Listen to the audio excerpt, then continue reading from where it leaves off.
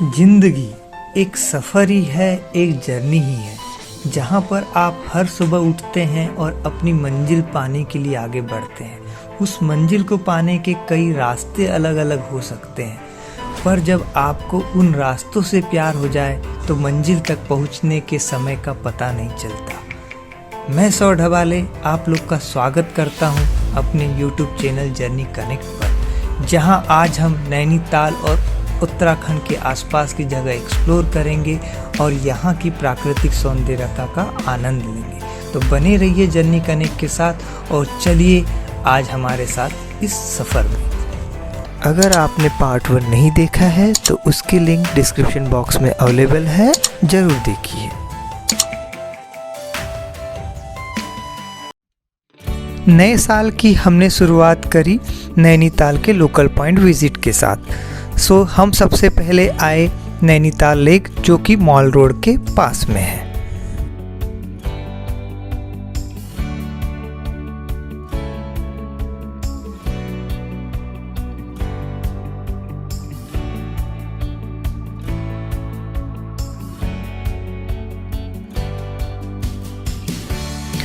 सुबह सुबह हमें यहाँ के लोकल लोगों से पता चला कि मुक्तेश्वर जगह पर बर्फ़बारी हुई है, तो हम फिर वहाँ पे निकल चले, क्योंकि वहाँ पर धाम भी है। तो हमने सोचा एक नेचुरल पॉइंट और साथों साथ धाम के दर्शन भी हो जाए।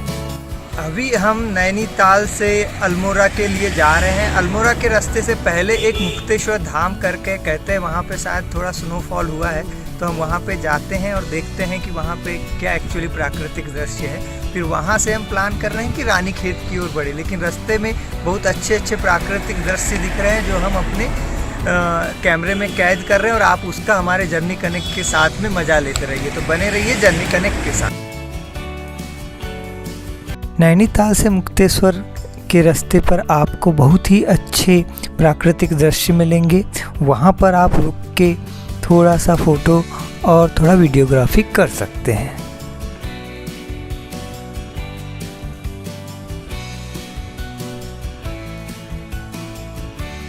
वैसे तो मुक्तेश्वर धाम तक गाड़ी ले जाने की सुविधा है, परंतु न्यू ईयर के कारण वहाँ पर गाड़ियों का बहुत ही लंबा जाम लग गया था। इस कारण से हमें गाड़ी नीचे ही पार्क करके ऊपर पैदल जाना पड़ा।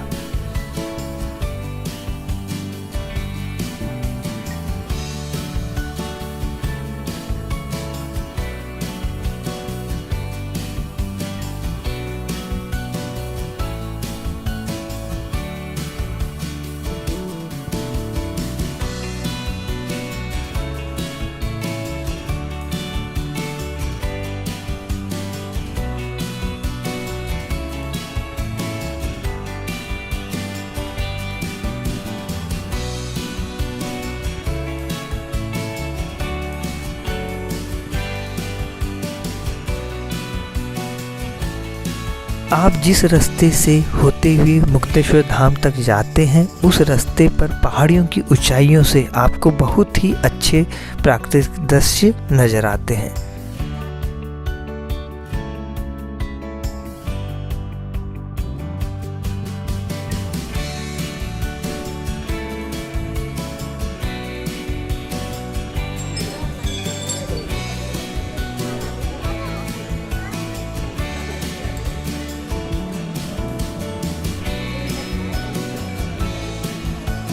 मुक्तेश्वर धाम में भगवान के दर्शन करने के बाद थोड़ा नीचे की ओर जाने पर हमें वो मिला जिसके लिए हम यहाँ पर आए थे। यहाँ पर एक थोड़े एरिया में बर्फबारी हुई थी, जिसका हमने अपने परिवार के साथ आनंद लिया।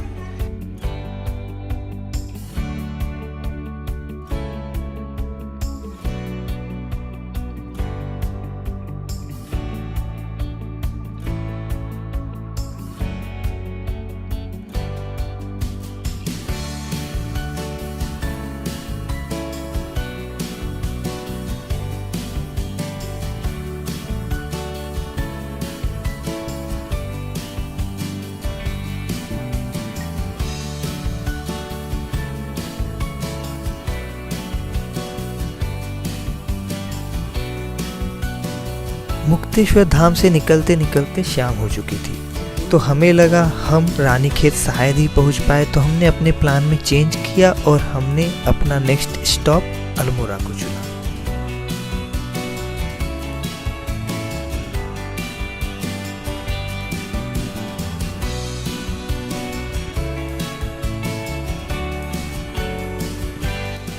एक तारीख की शाम को हम मुक्तेश्वर से निकले और हमने अपना अगला स्टॉप लिया अल्मोड़ा। अल्मोड़ा में हम रात में पहुँचे, लगभग शाम को 7-8 बजे इवनिंग में।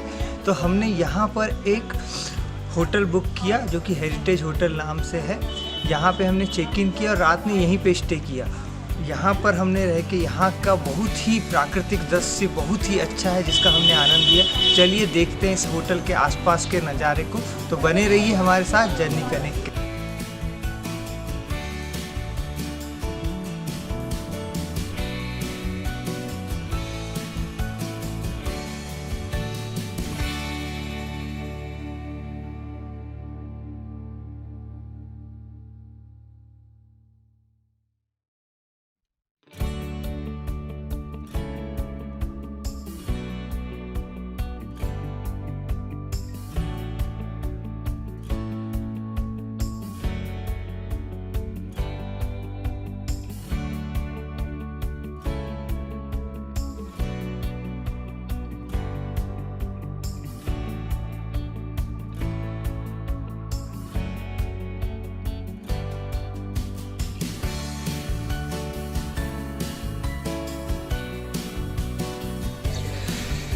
यह होटल के पीछे का व्यू है।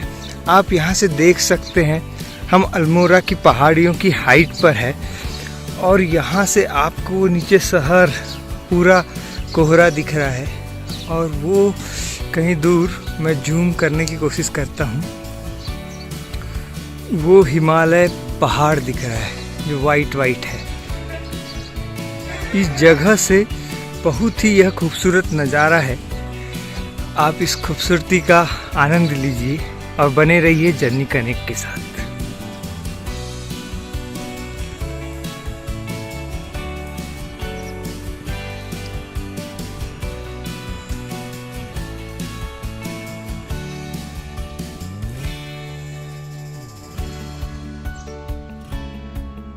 आज के दिन की शुरुआत हमने करी है नंदा देवी के दर्शन के साथ और अब हम यहाँ से जा रहे हैं कसार देवी और वहाँ से हम प्लान कर रहे हैं जोगेश्वर धाम जाने का और फिर हम अपनी यात्रा को वहाँ समाप्त करके वापस होने का प्लान कर रहे हैं। तो बने रहिए जर्नी कनेक्ट के साथ और आज की जर्नी कनेक्ट का मजा लीजिए।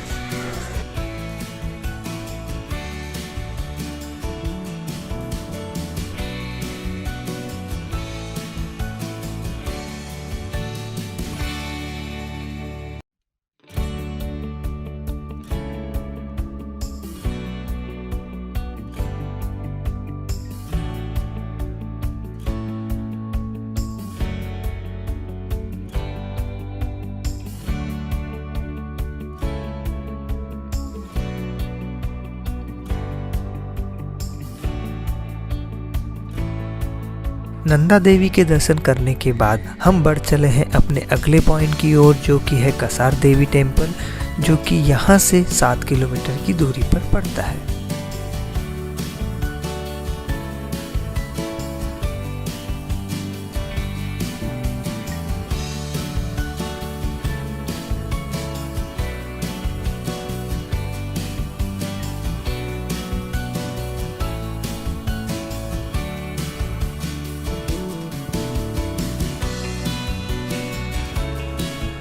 कसार देवी टेम्पल के नीचे आपको पार्किंग तो नहीं मिलेगी, पर सड़क के किनारे थोड़ी जगह है, आप वहीं पे कार पार्क कर सकते हैं।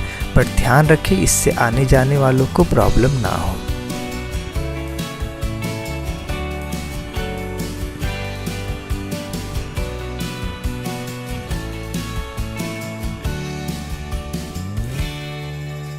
कसार देवी टेम्पल तक पहुंचने के लिए आपको 10 से 15 मिनट की थोड़ा ट्रैकिंग करनी पड़ेगी।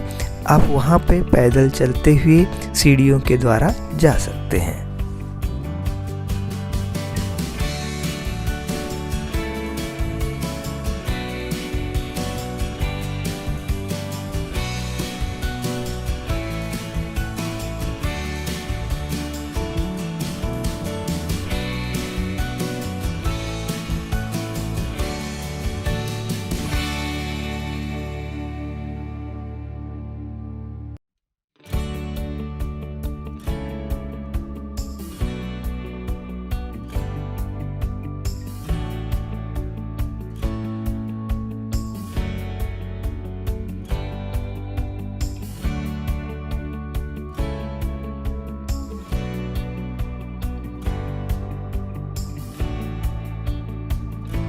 देवी का टेम्पल हाइट पर है, इसलिए आपको यहाँ से बहुत ही अच्छे व्यू नज़र आते हैं।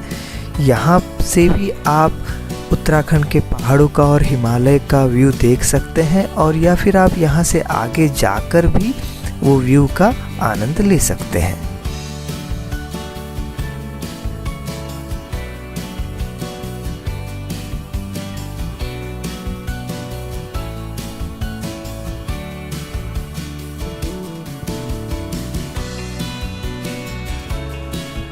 कसार देवी टेम्पल में देवी के दर्शन करने के बाद और यहाँ की पहाड़ियों की ऊंचाइयों से हिमालय को देखने के बाद अब हमारा अगला पॉइंट था जोगेश्वर धाम, जो कि यहाँ से आपको लगभग 37 किलोमीटर पड़ेगा। तो चलिए चलते हैं जोगेश्वर धाम की ओर।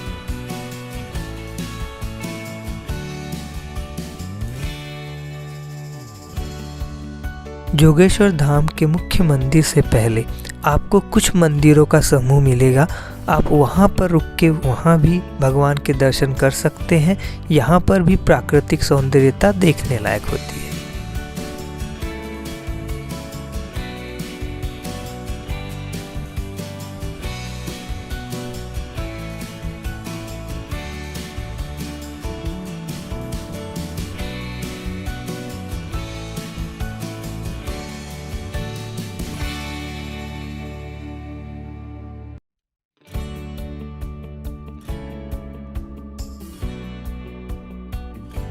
जोगेश्वर धाम में भगवान शंकर की 12वीं ज्योतिर्लिंग विराजमान है, ऐसी मान्यता है। यहाँ पर आपको ज्योतिर्लिंग के दर्शन के साथ में और एक मंदिर के दर्शन करने को मिलेंगे, जो कि भगवान कुबेर का है। और आसपास प्राकृतिक वनों का बहुत ही अच्छा सौंदर्य है, आप उसे देख सकते हैं। और थोड़ा आगे जाकर कुछ प्राकृतिक वनों को भी आप देख सकते हैं।